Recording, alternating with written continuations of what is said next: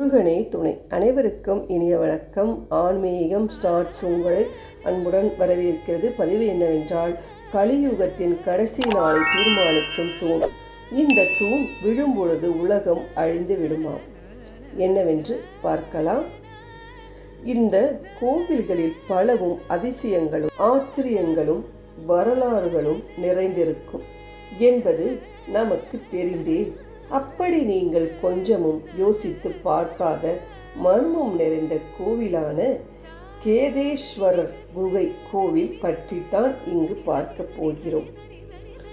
இந்த கோவில்கள் பலவும் அதிசயங்களும் ஆச்சரியங்களும் வரலாறுகளும் நிறைந்திருக்கும் என்பது நமக்கு தெரிந்தே. அப்படி நீங்கள் கொஞ்சமும் யோசித்து பார்க்காத மர்மம் நிறைந்த கோவிலான கேதேஸ்வரர் குகை கோவில் பற்றி நாம் பார்க்கலாம். வாருங்கள். இந்து மத நம்பிக்கைகள், கடவுள்கள், புராணங்கள் ஆகியவற்றை உற்று நோக்கினால் தெரியும். அதற்குள் ஏராளமான அதிசயங்களும் மர்மமான விஷயங்களும் புதைந்து இருப்பதை உங்களால் புரிந்து கொள்ள முடியும்.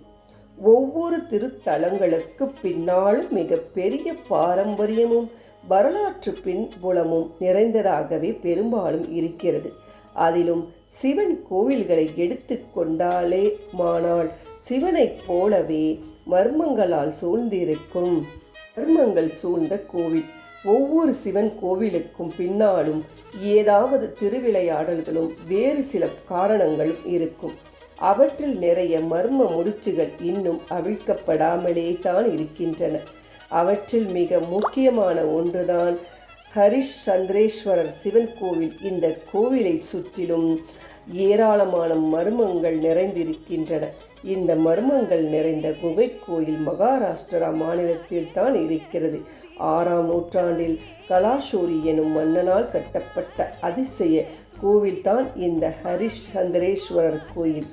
இந்த கோவில் மட்டுமல்ல, இதற்கு மிக அருகிலேயே கேதாரேஸ்வரர் எனும் அதிசயங்களும் மர்மங்களும் நிறைந்த குகை ஒன்று இருக்கிறது. குளிர். இந்த குகை மற்ற குகைகளைப் போல அல்ல. தண்ணீர் நிறைய இருக்கும். அந்த நீருக்கு நடுவே 5 அடி உயரத்தில் கம்பீரமாக ஒரு சிவலிங்கம் வீற்றிருக்கிறது. இந்த லிங்கத்தை சுற்றி இருக்கிற தண்ணீர் ஐஸ் கட்டியைப் போல மிகவும் குளிர்ச்சியாக இருக்கும். இந்த தண்ணீரின் குளிரை தாண்டி சிவலிங்கத்தின் அருகில் சென்று வணங்குவது கொஞ்சம் கடினமான விஷயம்தான்.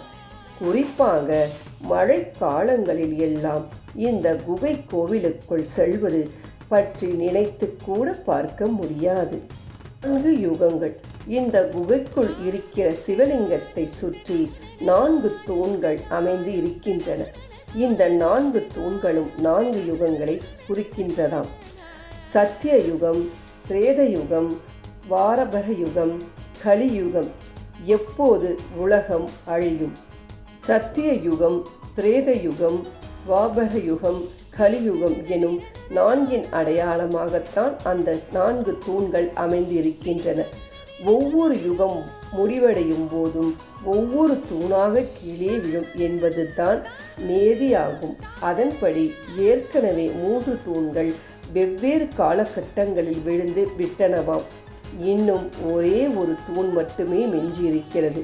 அந்த 4ஆம் தூண் தான் கலியுகத்தை குறிக்கும் தூணாம். அந்த 4ஆம் தூண் தான் இந்த பிரபஞ்சத்தையே தாங்கி கொண்டிருக்கின்றதாம்.